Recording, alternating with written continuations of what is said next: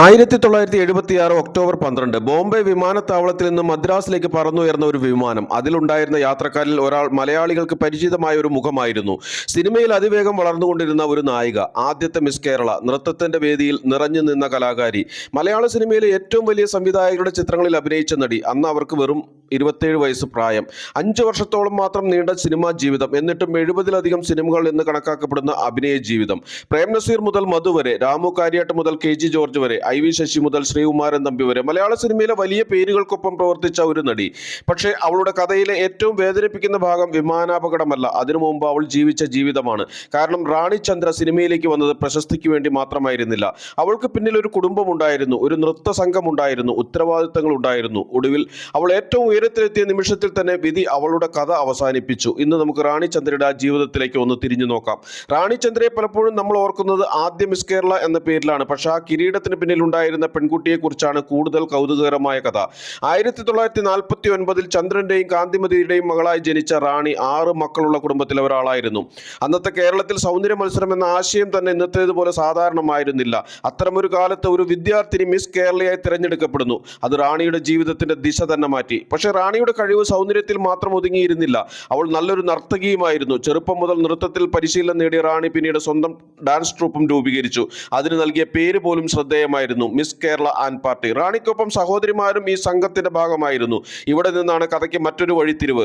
കൊച്ചിയിൽ വലിയൊരു ബിസിനസ് സാമ്രാജ്യം ഉണ്ടായിരുന്ന, സാമ്പത്തികമായി കനത്ത പ്രതാപമുള്ള ഒരു കുടുംബത്തിലായിരുന്നു റാണി ചന്ദ്ര ജനിച്ചതും വളർന്നതും. മകൾ സിനിമയിൽ ശ്രദ്ധിക്കപ്പെടാൻ വേണ്ടി സ്വന്തമായി ഒരു സിനിമ നിർമ്മിക്കാൻ പോലും അച്ഛൻ ചന്ദ്രൻ തയ്യാറെടുത്തിരുന്നു. എന്നാൽ റാണി ചന്ദ്ര സിനിമകളിൽ സജീവമായി തുടങ്ങിയ കാലഘട്ടത്തിൽ അവരുടെ അച്ഛന്റെ ബിസിനസ് പൂർണ്ണമായി തകരുകയും കുടുംബം വലിയൊരു സാമ്പത്തിക ബാധ്യതയിൽ അകപ്പെടുകയും ചെയ്തു. അച്ഛന്റെ ബിസിനസ് തകർന്നതോടെ അമ്മയും 5 സഹോദരങ്ങളും അടങ്ങുന്ന വലിയ കുടുംബത്തിന്റെ മുഴുവൻ സാമ്പത്തിക ഉത്തരവാദിത്വവും റാണിയുടെ തോളിലായി. അവർ കുടുംബത്തിന്റെ ഏക വരുമാന മാർഗമായി. ഈ കനത്ത സാമ്പത്തിക ബാധ്യതയും കുടുംബത്തോടുള്ള കടപ്പാടും റാണിയുടെ വ്യക്തിപരമായ ജീവിതത്തെയും കരിയറിനെയും വലിയ രീതിയിൽ സ്വാധീനിച്ചു.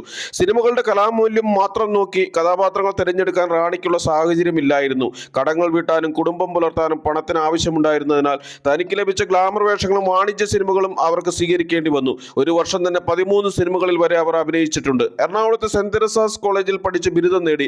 അതിനുശേഷം സിനിമയിലേക്ക് കൂടുതൽ ശ്രദ്ധ കേന്ദ്രീകരിച്ചു. അവിടെ നിന്നാണ് റാണി ചന്ദ്ര എന്ന പേരിന്റെ യഥാർത്ഥ യാത്ര തുടങ്ങുന്നത്. റാണിയുടെ ആദ്യകാല സിനിമകളിൽ തന്നെ കൗതുകകരമായ ഒരു കാര്യമുണ്ട്. അവരുടെ ആദ്യകാല സിനിമയിൽ പോലും അവർക്ക് ലഭിച്ച തിരിച്ചറിയൽ കാർഡ് റാണി ചന്ദ്ര എന്നതിലുപരി മിസ് കേരള എന്നതായിരുന്നു.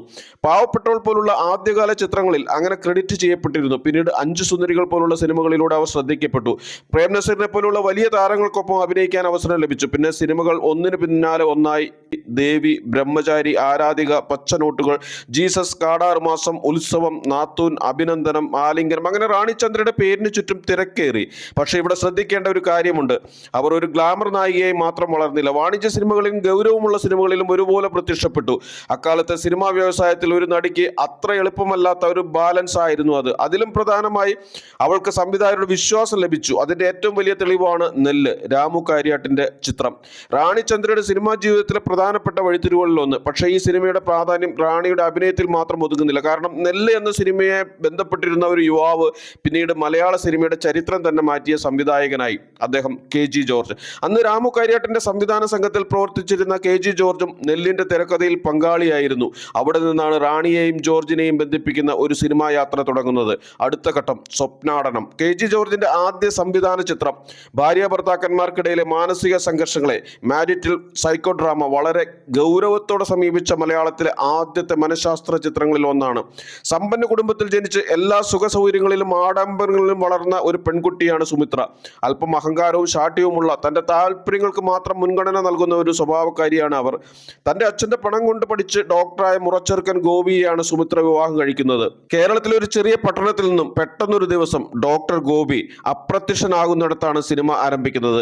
ആഴ്ചകൾക്ക് ശേഷം മദ്രാസിലെ ഒരു മാനസികാരോഗ്യ കേന്ദ്രത്തിൽ നിന്നുമാണ് അയാളെ കണ്ടെത്തുന്നത്. ഗോപിക്ക് തന്റെ പഴയകാല ഓർമ്മകൾ പൂർണ്ണമായും നഷ്ടപ്പെട്ടിരിക്കുകയാണ്.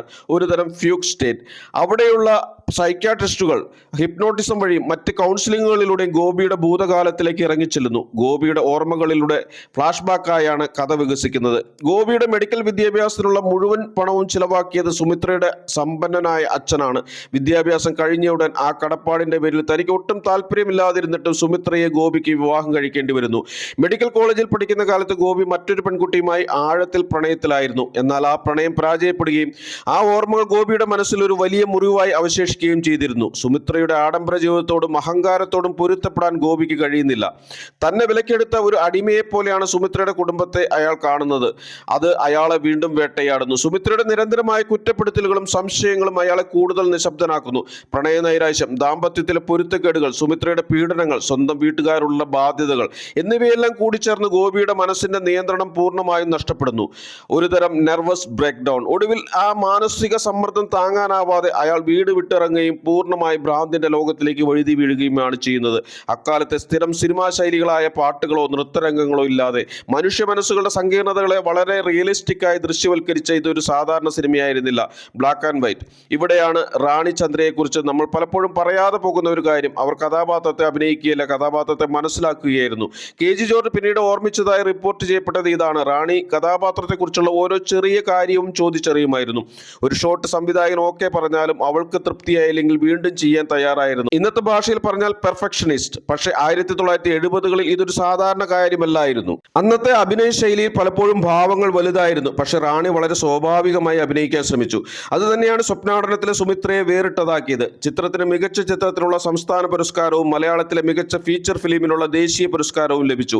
റാണി ചന്ദ്രയ്ക്ക് മികച്ച നടിക്കുള്ള കേരള സംസ്ഥാന ചലച്ചിത്ര പുരസ്കാരം ലഭിച്ചു. ഇത് അവരുടെ കരിയറിന്റെ കൊടിമുടിയായിരുന്നു. പക്ഷേ ഇതാണ് കഥയിലെ ഏറ്റവും വലിയ വിരോധാഭാസം. അവാർഡ് കിട്ടിയതോടെ റാണിയുടെ കരിയർ തുടങ്ങേണ്ടതായിരുന്നു. പക്ഷേ അവൾക്ക് മുന്നിൽ ഇനി വളരെ കുറച്ച് മാസങ്ങൾ മാത്രമേ ഉണ്ടായിരുന്നുള്ളൂ. റാണി ചന്ദ്രയുടെ ജീവിതത്തിൽ സിനിമയേക്കാൾ വലിയൊരു വികാരാധ്യായം ഉണ്ടായിരുന്നു. അത് സംവിധായകൻ IV ശശിയുമായി ബന്ധപ്പെട്ടതാണ്. ഈ ഭാഗം പറയുമ്പോൾ ഒരു കാര്യം പ്രത്യേകം ശ്രദ്ധിക്കണം. ഇത് സിനിമാ ചരിത്രത്തിൽ പിന്നീട് റിപ്പോർട്ട് ചെയ്യപ്പെട്ട ഓർമ്മകളെ അടിസ്ഥാനമാക്കിയുള്ളതാണ്. IV ശശി റാണി ചന്ദ്രയോട് തനിക്ക് പ്രണയമുണ്ടായിരുന്നുവെന്ന് പിന്നീട് തുറന്നു പറഞ്ഞതായ റിപ്പോർട്ടുകളുണ്ട്. അദ്ദേഹം വിവാഹ അഭ്യർത്ഥനയും നടത്തിയിരുന്നു. പക്ഷെ റാണി അത് നിരസിച്ചു. എന്തുകൊണ്ടാണ്? ഇവിടെയാണ് കഥ വീണ്ടും കൗതുകകരമാവുന്നത്. റിപ്പോർട്ടുകൾ പ്രകാരം റാണി ശശിയോട് പറഞ്ഞത് ഏകദേശം ഇങ്ങനെയായിരുന്നു: നീ ഇനിയും ഒരുപാട് ദൂരം പോകാനുള്ള ആളാണ്. താൻ അദ്ദേഹത്തിന്റെ ജീവിതത്തിന് തടസ്സമാകാൻ ആഗ്രഹിച്ചില്ലെന്നായിരുന്നു പിന്നീട് പറയപ്പെട്ട വിശദീകരണം. അവളുടെ കുടുംബ ബാധ്യതകൾ, സിനിമയിലെ സ്വന്തം പോരാട്ടങ്ങൾ, ജീവിതത്തിലെ അനിശ്ചിതത്വങ്ങൾ ഇവയെല്ലാം അവളുടെ തീരുമാനത്തെ സ്വാധീനിച്ചിരിക്കാമെന്ന് റിപ്പോർട്ടുകൾ സൂചിപ്പിക്കുന്നു. ഇത് പ്രണയകഥയാണോ, ത്യാഗത്തിന്റെ കഥയാണോ, അതോ അന്നത്തെ ഒരു യുവതിയുടെ ജീവിതത്തെക്കുറിച്ചുള്ള വളരെ വ്യക്തിപരമായ തീരുമാനമാണോ? നമുക്ക് ഉറപ്പായി പറയാൻ കഴിയില്ല. പക്ഷെ ഒരു കാര്യം ഉറപ്പാണ്: റാണിയുടെ ജീവിതത്തിൽ IV ശശിക്ക് വലിയ സ്ഥാനമുണ്ടായിരുന്നു. ശശിയുടെ ആദ്യകാല സിനിമാ ജീവിതത്തിലും റാണി സഹായിച്ചിരുന്നുവെന്ന് റിപ്പോർട്ടുകളുണ്ട്. പിന്നീട് IV ശശിയുടെ ഉത്സവ് ഉൾപ്പെടെയുള്ള സിനിമകളിൽ റാണി പ്രധാന വേഷങ്ങളിൽ പ്രത്യക്ഷപ്പെട്ടു. അവരുടെ അവസാന ദിവസങ്ങളിലും ഈ ബന്ധത്തിന്റെ ഒരു ഓർമ്മയുണ്ട്. അതിനെക്കുറിച്ച് കഴിഞ്ഞ് പറയാം. കാരണം നമ്മൾ ആദ്യം പോകേണ്ടത് മറ്റൊരു സിനിമയിലേക്കാണ്: ഭദ്രകാളി. മലയാളത്തിൽ ഇതിനകം തന്നെ ശ്രദ്ധേയായിരുന്ന റാണി ചന്ദ്ര തമിഴ് സിനിമയിലും അവസരം നേടി. തേൻ സിന്ധുദേ വാനം, പിന്നീട് ഭദ്രകാളി. ഈ സിനിമ റാണിയുടെ ജീവിതത്തിൽ വളരെ പ്രത്യേകതയുള്ളതാണ്. കാരണം ഇവിടെ അവർക്ക് ലഭിച്ചത് നായികയുടെ പ്രധാന വേഷമായിരുന്നു. ശിവകുമാറിനോടൊപ്പം റാണിയുടെ തമിഴ് സിനിമാ ജീവിതത്തിലെ വലിയ അവസരമായി മാറേണ്ടിയിരുന്ന ചിത്രം. ഇതിലും വലിയൊരു കൗതുകമുണ്ട്. റാണി ചന്ദ്രയുടെ മരണം കഴിഞ്ഞാണ് ഭദ്രകാളി പുറത്തിറങ്ങിയത്. അപ്പോൾ സിനിമ പൂർത്തിയായിരുന്നില്ല. റാണി ഇല്ലാതെ രംഗങ്ങൾ എങ്ങനെ പൂർത്തിയാക്കും? ഇതാണ് സിനിമയുടെ പിന്നാമ്പുറത്തെ ഏറ്റവും വേദനിപ്പിക്കുന്ന അധ്യായം. ശേഷിച്ച രംഗങ്ങളിൽ ഡ്യൂപ്പിനെ ഉപയോഗിക്കാനുള്ള ശ്രമങ്ങൾ നടന്നു. പക്ഷെ റാണിയുടെ അഭാവം മറച്ചുവെക്കുക എളുപ്പമായിരുന്നില്ല. അവസാനം ലഭ്യമായ പഴയ ദൃശ്യങ്ങൾ ഉപയോഗിച്ചും ചിത്രത്തിന്റെ ഭാഗങ്ങൾ പൂർത്തിയാക്കിയതായി റിപ്പോർട്ടുകളുണ്ട്. ഒരു നടിയുടെ അവസാന സിനിമ, അവൾ തന്നെ അതിന്റെ റിലീസ് കാണാതെ പോയ സിനിമ. ഇതൊരു സിനിമാ കഥ പോലെ തോന്നാം, പക്ഷെ ഇത് യാഥാർത്ഥ്യമായിരുന്നു. എന്നാൽ ഇതിനു മുമ്പ് സംഭവിച്ച മറ്റൊരു കാര്യം കൂടിയുണ്ട്. റാണി തന്റെ സിനിമാ ജീവിതത്തിന്റെ ഏറ്റവും തിരക്കേറിയ ഘട്ടത്തിലായിരുന്നു. വർഷത്തിൽ 10, 12, 13 സിനിമകൾ വരെ ഒരേ സമയം സിനിമയും നൃത്തവും കുടുംബവും. അവൾ ഓടിക്കൊണ്ടേയിരുന്നു. പിന്നെ വന്നു ഒരു ദുബായ് യാത്ര. റാണി ചന്ദ്രയുടെ ഡാൻസ് ട്രൂപ്പ് വിദേശത്തും പരിപാടികൾ അവതരിപ്പിച്ചിരുന്നു. 1976-ൽ റാണിയും അമ്മയും സഹോദരിമാരും അടങ്ങുന്ന സംഘം ദുബായിൽ ഒരു പരിപാടിക്കായി പോയി. അതൊരു സാധാരണ യാത്രയായി തന്നെയായിരുന്നു ആരംഭിച്ചത്. അവർ മടങ്ങി വരികയായിരുന്നു. ലക്ഷ്യം മദ്രാസ്. പക്ഷേ ബോംബെയിൽ നിന്ന് മദ്രാസിലേക്കുള്ള യാത്രയിൽ പ്രശ്നമുണ്ടായി. ഇവിടെയാണ് റാണിയുടെ ജീവിതത്തിലെ അവസാന അധ്യായം ആരംഭിക്കുന്നത്. 1976 ഒക്ടോബർ 12 ഇന്ത്യൻ എയർലൈൻസ് ഫ്ലൈറ്റ് 171 വിമാനം പറന്നുയർന്നതിന് പിന്നാലെ എഞ്ചിനിൽ ഗുരുതരമായ തകരാർ. വിമാനം തിരിച്ചിറക്കാൻ ശ്രമിച്ചു. പക്ഷേ വിമാനത്താവളത്തിലേക്ക് തിരിച്ചെത്തുന്നതിന് മുമ്പ് നിയന്ത്രണം നഷ്ടപ്പെട്ടു. വിമാനത്തിലുണ്ടായിരുന്ന 95 പേരും മരിച്ചു. റാണി ചന്ദ്രയും അവളുടെ അമ്മയും 3 സഹോദരിമാരും അവരോടൊപ്പം യാത്ര ചെയ്ത നൃത്തസംഘത്തിലെ അംഗങ്ങളും സംഗീതജ്ഞരും എല്ലാവരും ആ ദുരന്തത്തിൽ മരിച്ചു. വിമാനാപകടത്തിന്റെ സാങ്കേതിക കാരണമായി പിന്നീട് എഞ്ചിനിലെ ഗുരുതരമായ തകരാറും അതിനെ തുടർന്നുണ്ടായ തീപിടുത്തവും ചൂണ്ടിക്കാണിക്കപ്പെട്ടു. പക്ഷേ റാണി ചന്ദ്രയുടെ കഥയിൽ അതിലും ഹൃദയഭേദകമായ ഒരു ചെറിയ സംഭവമുണ്ട്. മുംബൈ വിമാനത്താവളത്തിൽ നിന്ന് പുറപ്പെടുന്നതിന് മുമ്പ് റാണി ചന്ദ്ര ഒരാളെ ഫോണിൽ വിളിച്ചു. IV ശശിയെ. അവൾ ദുബായിൽ നിന്ന് മടങ്ങുകയായിരുന്നു. അവിടെ നിന്ന് ശശിക്കായി ചില സമ്മാനങ്ങൾ വാങ്ങിയിരുന്നു. ആ സമ്മാനങ്ങളെക്കുറിച്ച് അവർ സംസാരിച്ചു. സിനിമയെക്കുറിച്ചും സംസാരിച്ചിരിക്കാം, ജീവിതത്തെക്കുറിച്ചും പുതിയ സിനിമകളെക്കുറിച്ചും. അവൾക്ക് മുന്നിൽ ഇനിയും വർഷങ്ങളുണ്ടെന്ന് തന്നെയായിരിക്കും ഇരുവരും കരുതിയിരുന്നത്. പക്ഷേ അത് അവരുടെ അവസാന സംഭാഷണമാകുമെന്ന് അവരാരും അറിഞ്ഞിരുന്നില്ല. വിമാനം പറന്നു. പിന്നെ ഒരു തീകോളം, ഒരു നിമിഷം, ഒരു ജീവിതം. അങ്ങനെ റാണി ചന്ദ്രയുടെ കഥ അവസാനിച്ചു. അന്ന് അവൾക്ക് വെറും 27 വയസ്സ്. പക്ഷെ ഒരു നടിയുടെ ജീവിതം മരണം കൊണ്ട് എല്ലായ്പ്പോഴും അവസാനിക്കില്ല. റാണിയുടെ കാര്യത്തിൽ അത് വളരെ വ്യക്തമാണ്. അവൾ അഭിനയിച്ച സിനിമകൾ പിന്നീട് പുറത്തിറങ്ങി. സ്വപ്നാടനം അവളുടെ അഭിനയശേഷിയുടെ തെളിവായി മാറി. ഭദ്രകാളി അവരുടെ തമിഴ് സിനിമയിലെ അവസാന ഓർമ്മയായി. അവർ ഇല്ലാതായെങ്കിലും തിരശീലയിൽ റാണി തുടർന്നു. ഇതാണ് സിനിമയുടെ ഏറ്റവും വിചിത്രമായ ശക്തി. നമ്മുടെ മുന്നിൽ ഒരാൾ ഇല്ലാതാകും, പക്ഷെ സ്ക്രീനിൽ അവർ വീണ്ടും വീണ്ടും വരും. ചിരിക്കും, സംസാരിക്കും, കരയും, നമ്മളെ നോക്കും, അവരുടെ ശബ്ദം കേൾക്കും. അങ്ങനെ 27-ാം വയസ്സിൽ ജീവിതം അവസാനിച്ച റാണി ചന്ദ്ര പതിറ്റാണ്ടുകൾ കഴിഞ്ഞിട്ട് മലയാളിയുടെ ഓർമ്മയിൽ ജീവിക്കുന്നു. ചിന്തിച്ചു നോക്കൂ, റാണി ചന്ദ്ര 1976 ഒക്ടോബർ 12 ആ വിമാനത്തിൽ കയറിയില്ലായിരുന്നെങ്കിൽ സ്വപ്നാടനത്തിന് ശേഷം അവർ ചെയ്തിരുന്ന സിനിമകൾ എങ്ങനെയായിരുന്നേനെ? KG ജോർജിന്റെ പിന്നീട് വന്ന സിനിമകളിൽ അവർ ഉണ്ടായിരുന്നെങ്കിൽ IV ശശിയുടെ സിനിമകളിൽ അവരുടെ യാത്ര എവിടെ എത്തിയേനെ?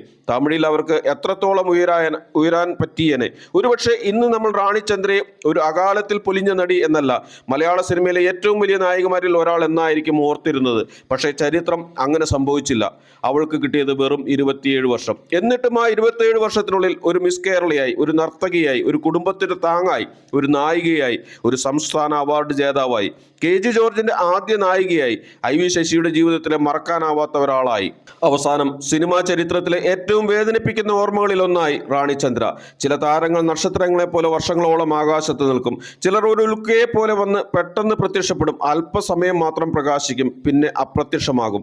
പക്ഷെ അവർ തെളിച്ചുപോയ വെളിച്ചം മാത്രം നമ്മുടെ ഓർമ്മയിൽ നിന്ന് ഒരിക്കലും മായില്ല. റാണി ചന്ദ്രയും അങ്ങനെ ഒരു നക്ഷത്രമായിരുന്നു. 27 വർഷം മാത്രം ജീവിച്ചെങ്കിലും കാലത്തെ തോൽപ്പിച്ച ഒരു നടി. ഈ എപ്പിസോഡ് നിങ്ങൾക്ക് ഇഷ്ടമായെങ്കിൽ ലൈക്ക് ചെയ്യാനും ഷെയർ ചെയ്യാനും മടിക്കരുത്. മറ്റൊരു രസകരമായ എപ്പിസോഡ് ഇനിയും കാണുന്നതിന് വേണ്ടി സബ്സ്ക്രൈബ് ചെയ്തില്ലെങ്കിൽ ചാനൽ സബ്സ്ക്രൈബ് ചെയ്യുക.